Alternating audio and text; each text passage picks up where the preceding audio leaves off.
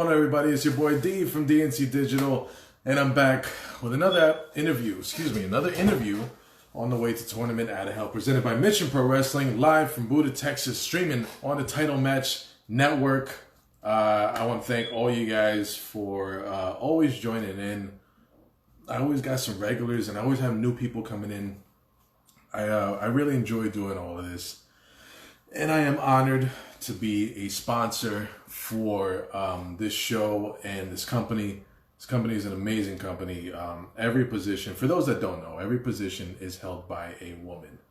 And with everything that's gone on this past year and everything that women have had to have fought for, as far as getting recognition, getting airtime, getting all the respect from the audience and the business itself, it's really cool to be a part of this.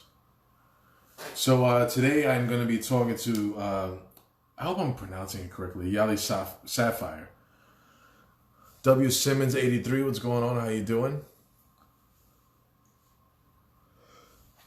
So I'm talking to her. She is, hey, there she is. She's going to be joining us to talk about her first appearance with Mission Pro Wrestling. And let me just get her in here. Go live. Okay.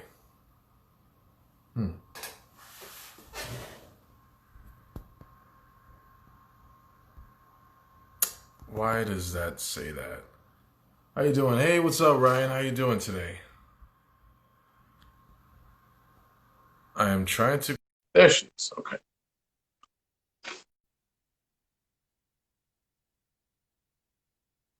Hey, how you doing today? How are you? Doing good. How about you? Good. Thank you. It had me scared for a little bit because it was saying you were unable to join, but now we got you in here, and we're good. We're all good. How you doing today? Doing good. I was kind of nervous at first because I noticed my cell phone battery was about to die, and I rushed and got my portable charger to connect to it so we wouldn't die. There we go. Thank God we got that all squared away.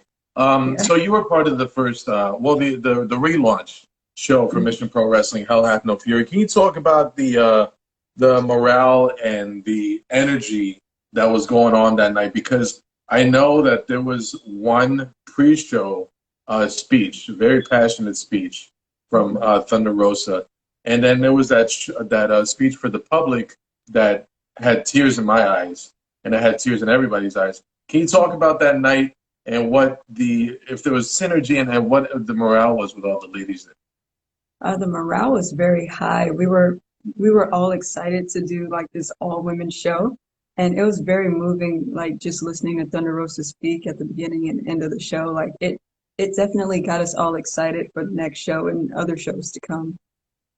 Definitely, and it's just 1 week away, Tournament Out of Hell, and you are one of the referees. You originally wanted to become a wrestler, as you mentioned in the interview that everybody wants to become a wrestler. Can you talk about that decision to switch over and how, was it difficult to realize that your contribution to pro wrestling was as a referee and possibly not as a wrestler? Yeah, I never really thought about my role or my contribution when I was getting into it. I was just giving it a try. But like with most people, I wanted to be a wrestler because I grew up watching wrestling. And then right around my early 20s, I thought that I wouldn't be successful because I was so small and I wasn't really strong. And I didn't want to get hurt. So yeah, a couple of years after I graduated college, I didn't really have much else going on for me in life. So I decided to take a chance and just give it a try to see what would happen or if I'd be good at it, and decided referee was the safe path to go. So I did it, and I've been rolling that path ever since. For those that don't know, the referee is just as important as the two or possibly more wrestlers in the ring. You are watching time, you are, any messages from the back or any messages between the wrestlers. Can you talk about the importance of the presence of a referee in a wrestling match? It's very important because we maintain order, and in a way we kind of help to suspend that belief of what's real and what isn't real. So we're kind of like that important third wheel, as I like to say, in a wrestling match. Um, when you talk about maintaining order, you know, the wrestlers sometimes they play it snug, as they say in the business. And are there times that the wrestlers are actually trying to get away with some stuff, and you really do have to maintain order? Can you talk about that? Yeah, every now and then when you get two people together that, you know, may not really work well together as far as chemistry, or maybe there could be past heat that they may have between one another, you really do have to get in there and separate them because sometimes they will, you know, try to land a real punch and hurt the other person. It happens sometimes. In any event like that, do you have to go up to the promoter now and, you know, kind of give a report of their behavior in the ring? Not really. I think when it boils down to it, you know, we're all adults, we're all responsible. So I just kind of talk to them individually and tell them, you know, in the ring as it's happening to, you know, get it together and to remember that they're performing for the fans. So they have to put their personal issues aside and just, you know, do their job. Um, One thing I love to talk about is food. I love food. And I understand that you are from the Kansas City area. Is that correct? Yep, Now, born and raised. if born and raised? Hmm. Awesome. So if I were to go to Kansas City with my girlfriend, I need to know where would be the best spot for Kansas City barbecue. Gates Barbecue, of course. Where's That's like that? our number, Gates Barbecue, Okay. our number one place. And it's there are restaurants by Gates all over Kansas City. So yeah, that's the number one place you should check out. Is there something to be said about the rivalry between Kansas City barbecue and Texas barbecue? I think we're just better and they don't know it yet. That's it. It's just as simple as that. It's just better. Is that what you're saying? Because I Yeah. mean, I'm originally from New Jersey, so I'm all about sandwiches and pizza and stuff. Mhm. So I have tasted Texas barbecue, and that stuff is good. Now you're saying on record, on camera, that if I were Yes. to go to Kansas City, I will taste food that is much. Excuse me, I will taste barbecue that is much better than the stuff here in Texas. Yes, sir. That's what I'm saying.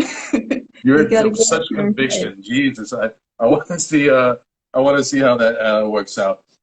Excuse me. So I saw this really cool video on your social media. I can't tell if it was Twitter or Instagram, but it was a video on Oprah, and it was Oprah talking about people's energies and eliminating bad energies from your life and um, only bringing in good energy.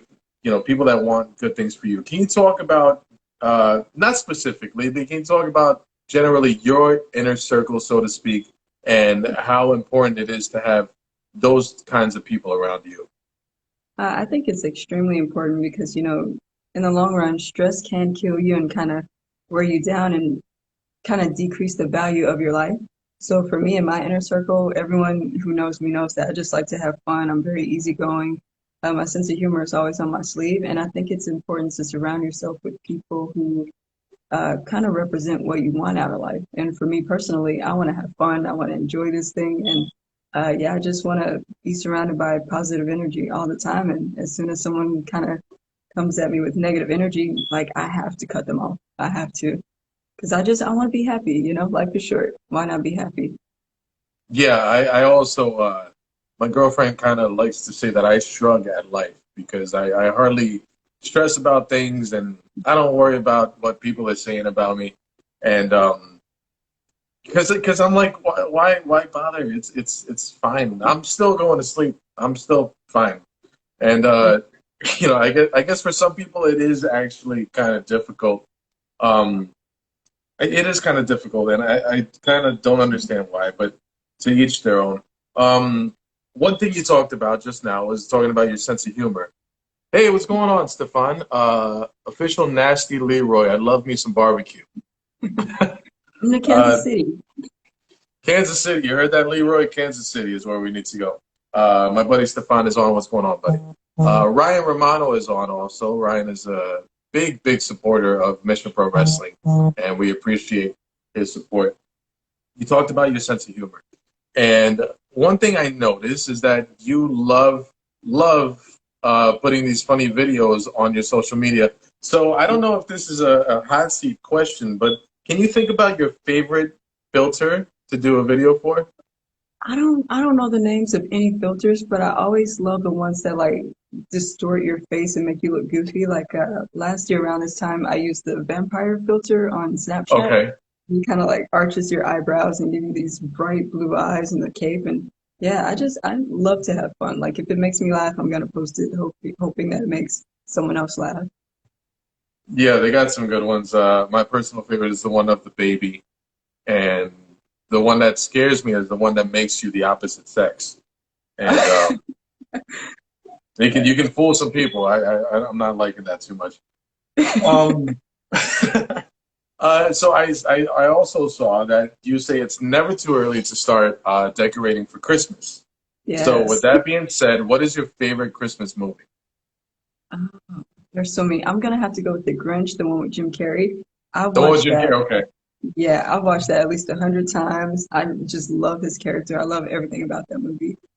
Like I It's cannot so funny switch because it up. as a kid, you know, you're taught that he's the antagonist and he's the one that we need to kind of convince that you know Christmas is a beautiful thing and why are you so grinchy and why are you so grumpy? And then you find out as an adult, you're like, holy crap, I'm the Grinch. Like you have this dark sense of humor and you're finding his behavior hilarious as an adult. So I'm not sure what I'm not sure what that says about us. Yeah, you may be a little Um, dark. That's okay.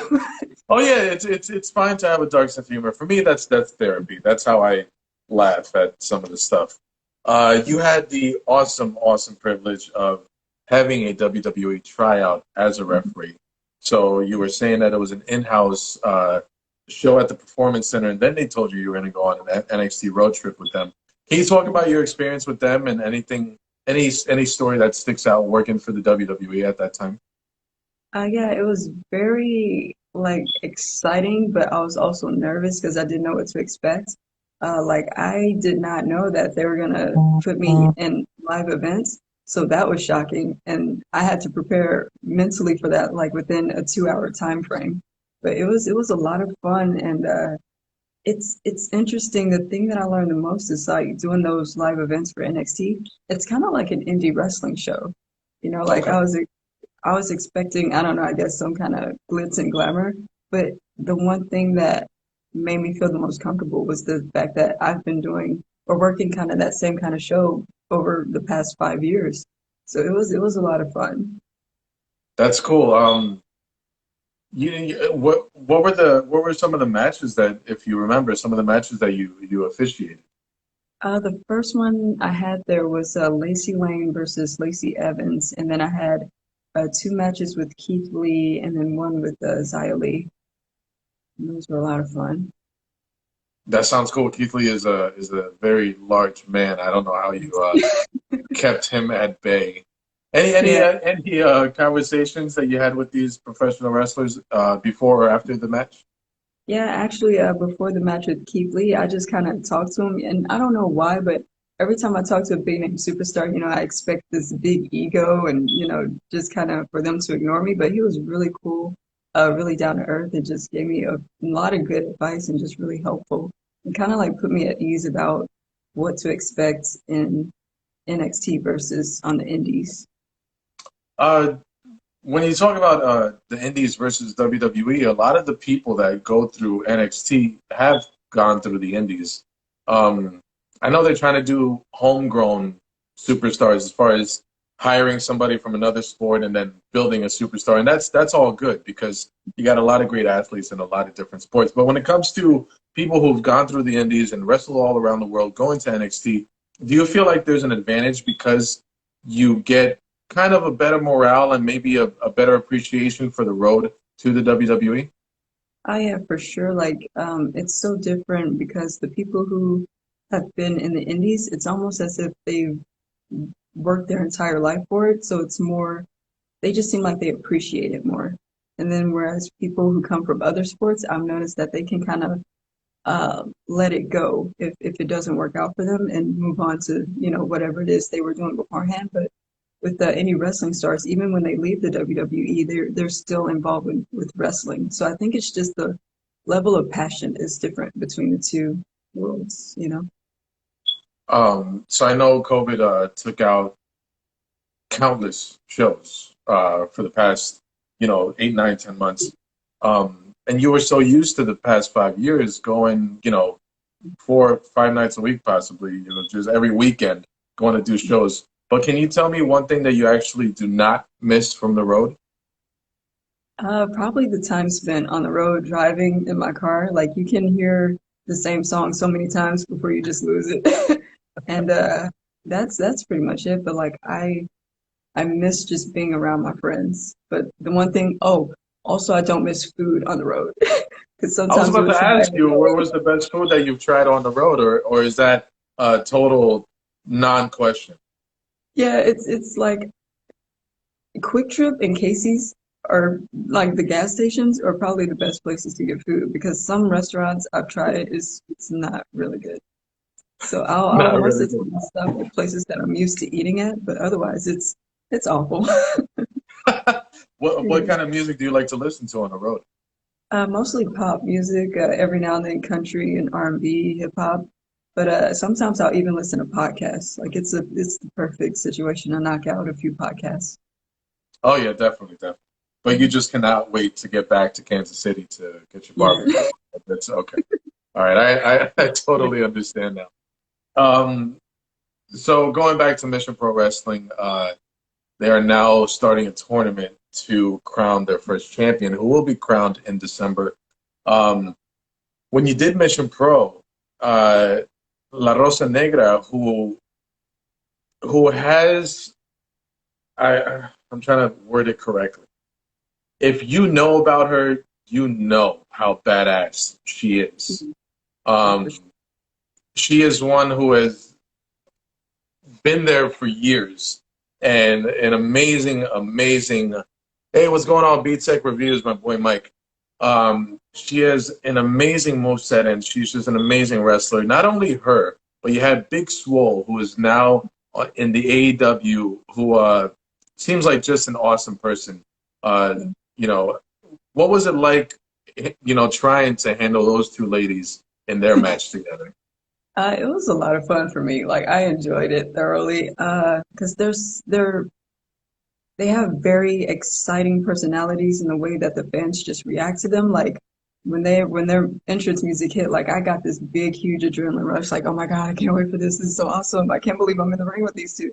But it was a lot of fun. It was so much fun. And then of course, at the beginning of the match, I don't know if you got to watch it, but they were kind of goofing around, and then they got serious. And I was like, all right, now it's game time. I got to stay focused. No, yeah. So having your game face as an official in, because we're telling a story. You're the one supposed to maintain order, and you're the Yeah, one to, slap them on the wrist when, hey, I need you to. How yeah. did you get through that in the beginning without cracking a smile?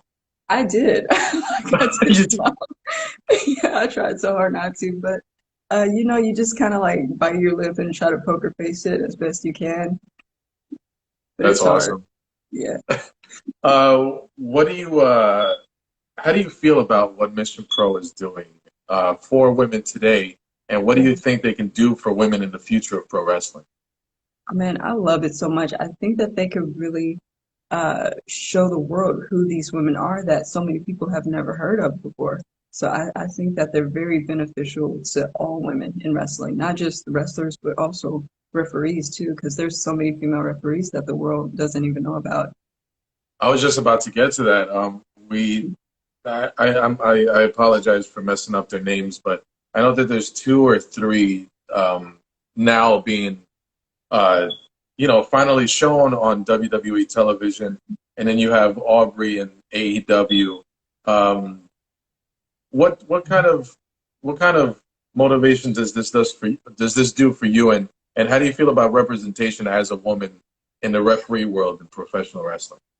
Representation is definitely good. Like I've noticed a lot more promotions now have female referees. So I think we're definitely moving in the right direction. But when I first started, the only female referees I knew of were the one in Chicago, and then there was one in the United Kingdom. So I was really excited about it to kind of not so much like be a big celebrity or a big name superstar, but I was excited to like just play a tiny little role in the advancement of women as referees. We got Vanity in the chat. Vanity is competing in Mission Pro Wrestling Tournament out of Hell in a triple threat match nowadays. So you might be officiating that woman who is also Yeah, a big burst of energy. yeah, yeah. I think Um, I repped a match of hers before, maybe last year or the year before that. It was oh, did very you? exciting. Okay, okay. So Yeah, you already know how to quote unquote handle her. hopefully I can still handle it. It's been a while. Quarantine has kind of made me a little bit rusty. So what do you want people to get out of Mission Pro Wrestling? Yeah, if they're going to this show for the first time and they're on their way home, what do you want them to think about on the way home after the show? Well, I want them to know that women wrestlers are just as good as the guys, and hopefully it's something that they'll be talking about, the entire drive home and the next day. Hopefully they'll tell their friends and family about it to check it out and just help the entire company grow more and more. What I know this is kind of a open-ended question, but what is there to be said about Thunder Rosa? Because in the past few months that I've gotten to know her, I have witnessed a woman who does not stop and is a machine, and she is so tenacious and wants good for everybody. Because for me, it's still kind of like, wow, I'm talking to Thunder Rosa, but she is so supportive of everything we're trying to do. And, I see that she wants to set the table and just have everybody eat. So what has been your image of her and your experience so far working with Thunder Rosa? Yeah, it was kind of the same as you had, like, oh my God, I'm talking to Thunder Rosa. But it's been extremely like she's a great person to look up to because like when you see her in the ring and when you hear her talk, she's probably like one of the most dedicated, committed people I've ever seen in my entire life. So passionate, so driven, so determined. Like I said, I look up to that. I look up to that level of ambition. Um, Last question. I'm sure there's going to be, families, mothers, little girls at that show. Uh, what does it mean for you to have that platform to have somebody look at you and look at the other ladies that are competing these nights and think, man, I can do it too, or I'm proud that my little girl. Because for me, personally speaking, I have an 11-year-old daughter, and Nicki Minaj and Cardi B is not some crap I want her to watch. So Right. when she sees me doing these interviews and talking to you guys, I see that little sparkle in her eye, like, wow, this is so cool. It's all women. What do you feel about having that platform for young ladies? I love it because it shows them that they can do anything in the world that they want to do, like even with wrestling or other sports or other things that they want to do. Like regardless of your gender or your race or, where you come from, like the possibilities of what you can do are endless. Like all you have to do is chase after it, stick with it, and just work hard to be good at it. And make sure you have all those people with great energies around you. Yes, for sure. Exactly. Surround yourself with positive. Miss, and I just want to make sure I pronounce it correctly. Is it Yali? Yali? Yali Sapphire. Yali Sapphire. Let everybody know where they can find you on social media. All right, you guys can find me on Instagram, Facebook, and Twitter at Yali Sapphire, or you could just type in the female rap. Nice. And this is going to be on YouTube, guys. So make sure you like, comment, and subscribe. It is going down in 7 days. I cannot wait because I have all my stuff packed up, and I'm going to be there doing interviews with everybody, selling my T-shirts. It's going down in Buda, Texas next week at Pinball's Kingdom. Just so everybody knows, all the health restrictions will be strictly enforced. Social distancing will be required. Masks will be required. Temperatures will be taken at the door. If you are still uncomfortable not going to the show, totally understandable. Make sure you watch. It will be streaming live on the Title Match Network. I want to thank everybody who's involved in this. My fellow sponsors, Miss Yali, Miss Sapphire, thank you so much for your time. If you're following Yali, just make sure you follow me. My name is up there at DNC Digital. You can find me at DNC Digital on Twitter, Instagram, and Facebook. Thank everybody for watching. Everybody have a great night and take care of yourselves. Bye, y'all.